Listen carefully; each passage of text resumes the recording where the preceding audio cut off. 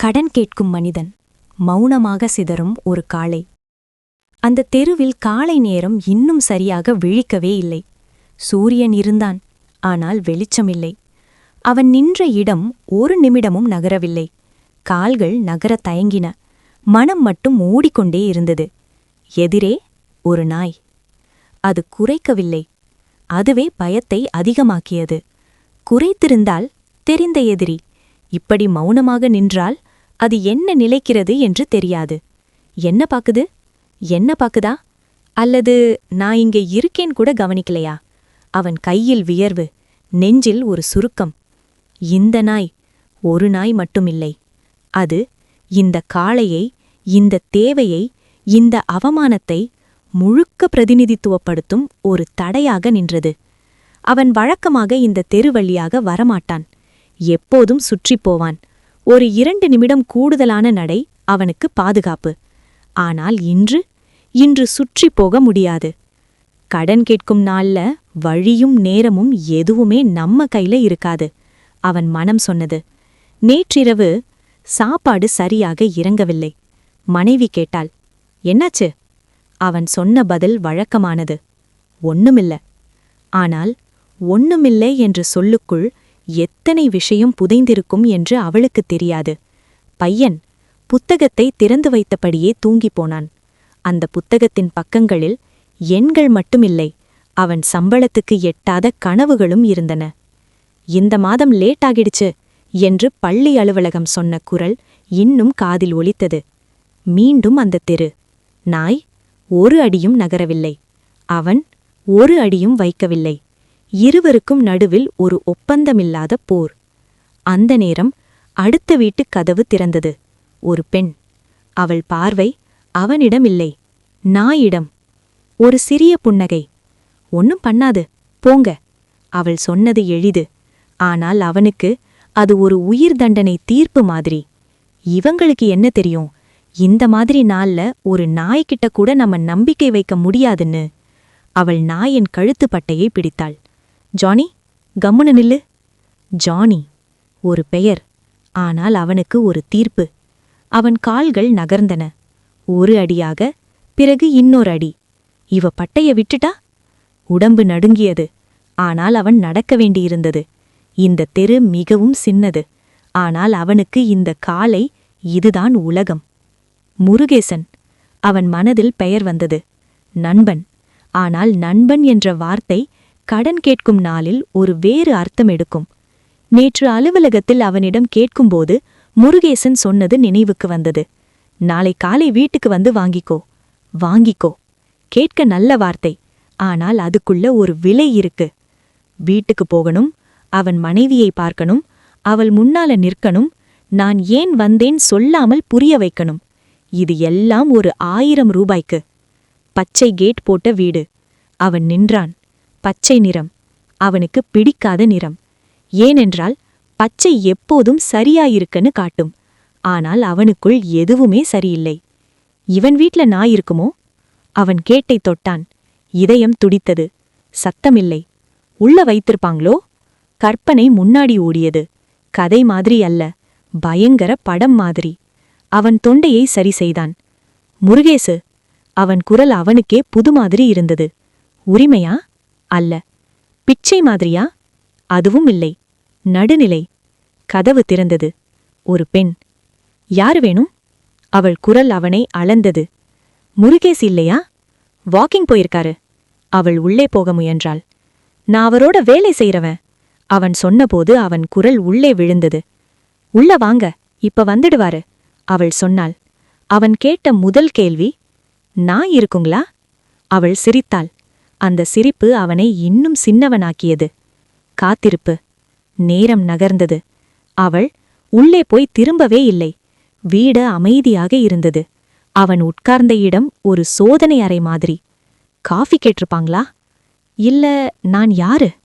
அவன் யாருமில்லை. அவன் ஒரு தேவை. 10 நிமிடம், 15 நிமிடம். பிறகு கதவு. முருகேசன். அவன் ஆச்சரியப்பட்டான். அடடா, வர சொன்னேன்ல, மறந்தே போச்சு.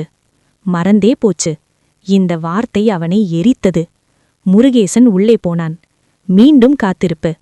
மனசுக்குள் வெடிக்கும் கேள்விகள். நான் ஏன் இங்கே? நான் ஏன் இப்படி? நான் உழைக்கலையா? என் வாழ்க்கை எங்க தப்பிச்சு? அவன் கேள்விகளுக்கு பதிலில்லை. முருகேசன் வந்தான். லுங்கி, பனியன், வீட்டுக்காரன். அவன் பேச ஆரம்பித்தான். 3வது டேபிள் பொன்னப்பன். அவன் கேட்கவில்லை. ஆனால் கேட்கும் மாதிரி நடித்தான். ஆமா, அப்படியா? அவன் மனம் ஒரே இடத்தில்தான். பணம் எப்ப? கடைசி நிமிடம். திடீரென்று. நீ பணம் கேட்டிருந்தீல்ல? அவன் எழுந்தான். உள்ளே போனான். மீண்டும் காத்திருப்பு. உள்ளிருந்து குரல்கள். எடுத்து எடுத்து கொடுத்துக்கிட்டே இருந்தா. அவன் மனைவி. அவனுக்குள் அவமானம், கோபம். ஆனால் வெளியில் மௌனம். பணம். முருகேசன் வந்தான். எண்ணி எண்ணி. அடுத்த மாசம் கண்டிப்பா. அவன் கேட்கவில்லை. அவன் கையில் பணம் விழுந்தது. அவன் பிடித்தான். பிடுங்கியது போல. ஆனால் மெதுவாக. வெளியே விடுதலை. பச்சை கேட். வெளியே கால். அப்பாடி! உலகம் அதே மாதிரிதான் இருந்தது. ஆனால் அவன் மட்டும் சின்னவனாகி இருந்தான். பச்சை கேட்டை தாண்டி அவன் ஒரு 2 அடிகள் நடக்கும்போதே கால்கள் சோர்ந்து விட்டது. பணம் கிடைச்சாச்சே. இந்த எண்ணம் சந்தோஷம் தரவே இல்ல. மாறாக ஒரு விதமான வெறுமை. பசி இல்லாம சாப்பிட்ட மாதிரி, தாகமில்லாம தண்ணி குடிச்ச மாதிரி. அவன் கையிலிருந்த நோட்டு அவனுக்கே பாரமாக தோன்றியது. இதுக்காகதானா இத்தனை அவமானம்? அவன் மனம் கேட்டது. தெரு இப்போ வேற மாதிரி. அந்த தெரு மாறவே இல்ல. அதே வீடுகள், அதே சுவர், அதே தூசி. ஆனால் அவன் பார்வை மாறியிருந்தது. இப்போ அந்த நாய் இல்ல. ஆனால் அவனுக்குள் ஒரு நாய் இருந்தது. நீ யாரு? என்ன நினைச்சிட்டு வந்த? உன் எல்லை எங்க? அந்த நாய் குறைக்கவில்லை. அது அவனையே உற்று பார்த்தது. அவன் நடந்து கொண்டே பணத்தை மனசுக்குள்ளேயே பிரிச்சு பார்த்தான். பள்ளிக்கட்டணம் இவ்வளவு, பஸ் பாஸ், மாதக்கடை பாக்கி, எல்லாம் கழிச்சா மீதம் ஒண்ணுமில்ல. அடுத்த மாசம் திருப்பி கொடுக்கணுமே. இந்த எண்ணம் மார்பில் கல்லை வைத்த மாதிரி. அவனுக்கு இப்போதான் நேரம் வேகமா ஓட ஆரம்பிச்சுது. இன்னும் 1 மாசம். 1 மாசம் 1 நிமிஷமா மாறும். அவன் அனுபவத்துல அது புதுசில்ல. வீடு. அவன் வீட்டை பார்த்தவுடனே நின்று விட்டான். உள்ளே போக மனசு வரல. இவங்க முகத்தை எப்படி பார்க்க போறேன்? அவன் கையில் பணம் இருக்கு. ஆனால் அவன் முகத்தில எதுவுமே இல்ல. கதவு திறந்த சத்தம் வழக்கமானது. ஆனால் அவனுக்கு அது ஒரு தீர்ப்பு மாதிரி. சமையலறையில் மனைவி இருந்தாள். அவன் காலடி சத்தம் கேட்டும் திரும்பி பார்க்கவில்லை. வந்துட்டியா? அவள் கேட்டது சாதாரணமாக. அவனுக்கு அது ஒரு சோதனை. ஆமா. அவன் குரல் முழுமையாக வெளியே வரவில்லை. அவள் திரும்பி பார்த்தாள். ஒரே நொடியில் அவள் புரிந்து கொண்டாள். கிடைச்சதா? அந்த ஒரு வார்த்தை. கிடைச்சதா? அவனுக்கு குத்தியது. ஆமா. அவன் சொன்னபோது பணத்தை எடுக்கவில்லை. அவள் கேட்டாள், எவ்வளவு? அவன் சொன்னான். அவள் ஒன்றும் சொல்லவில்லை. மௌனம் அதிகம் பேசும் நேரம். அடுப்பு சத்தம் செய்தது. சமையல் நடந்து கொண்டே இருந்தது. ஆனால் அவர்களுக்குள் ஒரு சுவர். இன்னொரு மாசம் எப்படி? அவள் கேட்டது. அவன் பதில் சொல்லவில்லை. அவன் பதில் அவனுக்கே தெரியவில்லை. அறியாத குற்றவாளி. பையன் வந்தான். அறியாத குற்றவாளி. அப்பா! அந்த குரல் அவனை உடைத்தது. School fees? அவன் சொல்லவில்லை.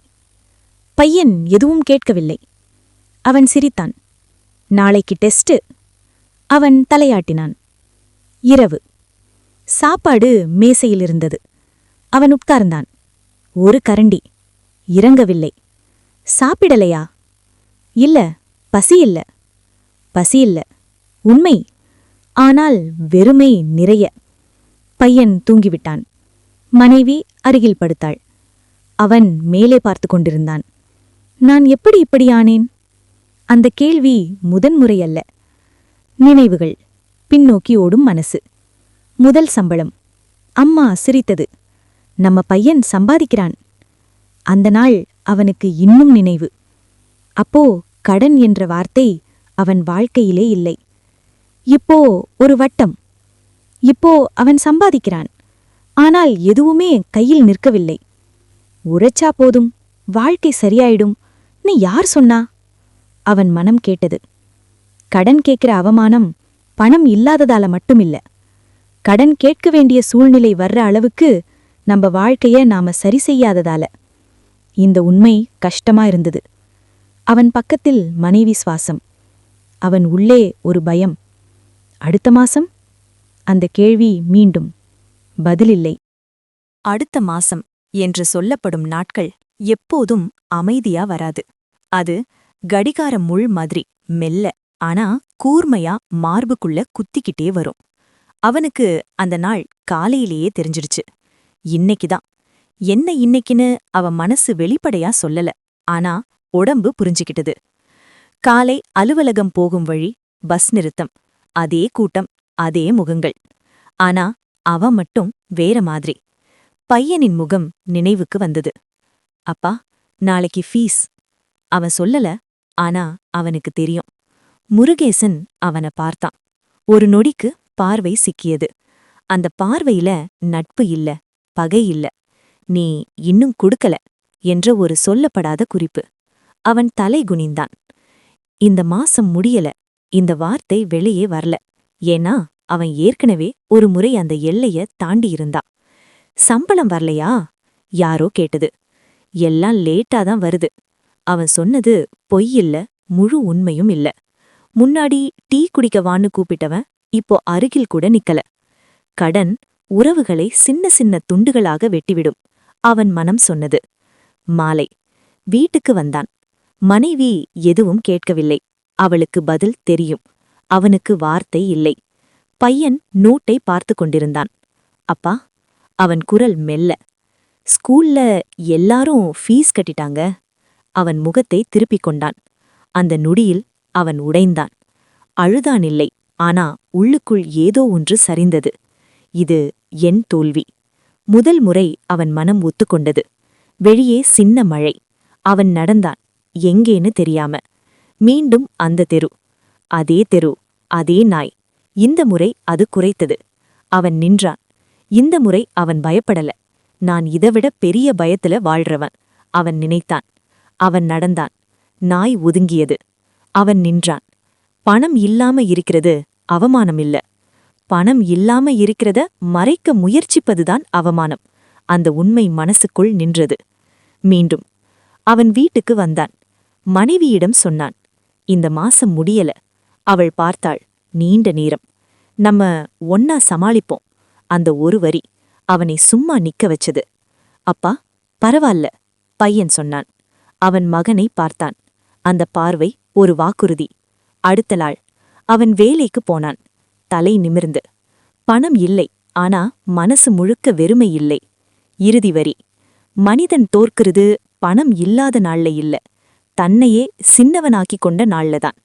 இந்த கதை உங்களுக்கு சத்தமாக அழ வைக்காமல் மனசுக்குள்ள ஏதோ ஒன்றை மௌனமாக உடைத்திருந்தால், இந்த மாதிரி சாதாரண மனிதர்களின் அசாதாரண வலியை பேசும் கதைகளுக்காக தமிழன் IQ ஸ்டோரிஸ் சேனலை சப்ஸ்கிரைப் பண்ணுங்க.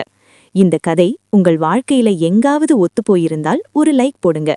இந்த கதையில் இருக்கும் மனிதன் உங்களுக்கோ உங்கள் வீட்டுக்கோ நெருக்கமானவனாக தோன்றினால் இந்த வீடியோவை ஷேர் பண்ணுங்க. ஏன்னா இந்த மாதிரி கதைகள் கதைன்னு முடிஞ்சிடாது. நம்ம ஒவ்வொருத்தருக்குள்ளேயும் ஒரு நாள் நடந்து கொண்டேதான் இருக்கும். நன்றி.